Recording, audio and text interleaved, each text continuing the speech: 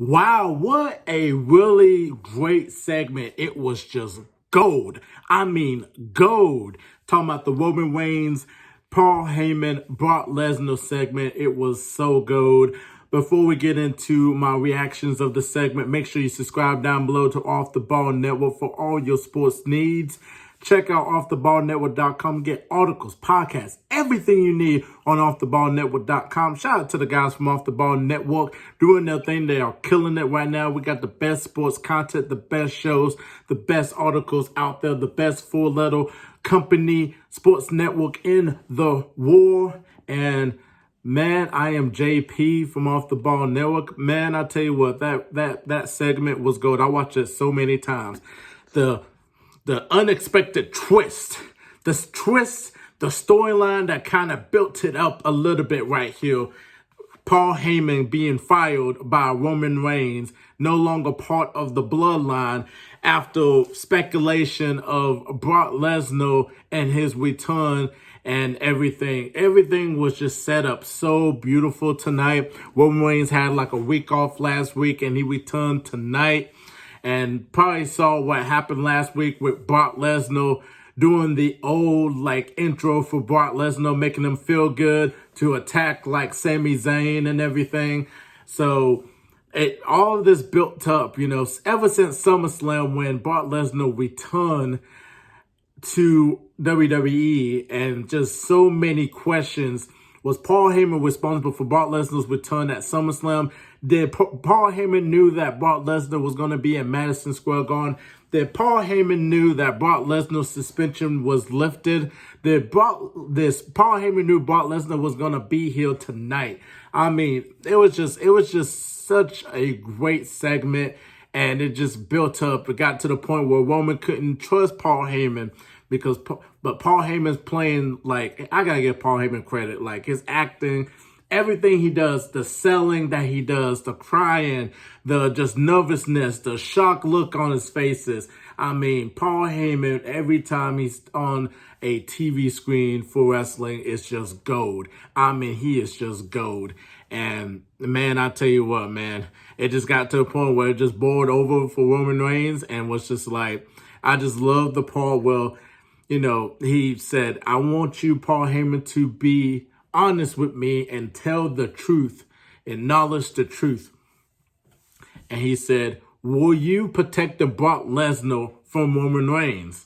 And I was like, ooh, that's a good question. And Paul Heyman, with a good answer, said, I was protecting you, Roman Reigns, from Brock Lesnar, which ticked off Roman Reigns because he didn't want to hear that answer a little bit, but he calmed and poised. I just love the Roman Reigns character as the tribal chief. Like, he found that character. It's just a great character, and everybody's behind it now. You started hearing chills now, especially in Chicago. Like, he is just getting chilled, and I'm just like, man, if you're talking about the babyface Roman Reigns, he'd be booed out the building because he didn't have those promo skills and everything. And I mean, his promo skills improved. He's always been a pretty good talker, but he became a great talker once he aligned himself with Paul Heyman. Got to give Paul Heyman his due and credit. Like, when you're like a Paul Heyman guy, you're like, it's like golden for you. Guys that went through the Paul Heyman learning tree, like Steve Austin, Undertaker, CM Punk, Brock Lesnar, just to name a few. Now with Roman Reigns, even though he's a main star, but he became a much bigger star, and probably the hottest wrestler in the world right now, just because Paul Heyman was right there, teaching him what he needs to do. And it's just beautiful. It was perfect. It was perfect. It's kind of upsetting because you actually thought that this turn might happen at WrestleMania instead of it being like this, this month, tonight, December, before day one, before even the Royal Rumble. You thought it was going to happen at WrestleMania. So maybe there's much bigger plans at WrestleMania than they're not telling us and everything. So, but, we got Brock Lesnar versus Roman Reigns for the Universal Championship at day one, which, I always love, Lesnar, Reigns, they always put on like a big physical match. That's the style and everything. So, Woman has been putting out just tremendous, great matches every single month on pay-per-view. Like, I'm always tuned in to, like, watch him wrestle.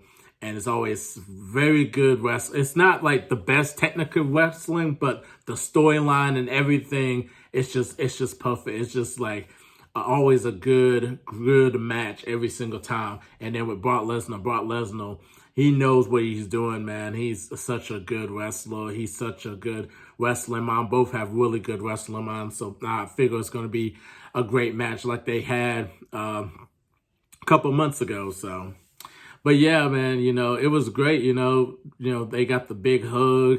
And, Paul was just like, I appreciate you, these 4 years of being in my family, and you're fired.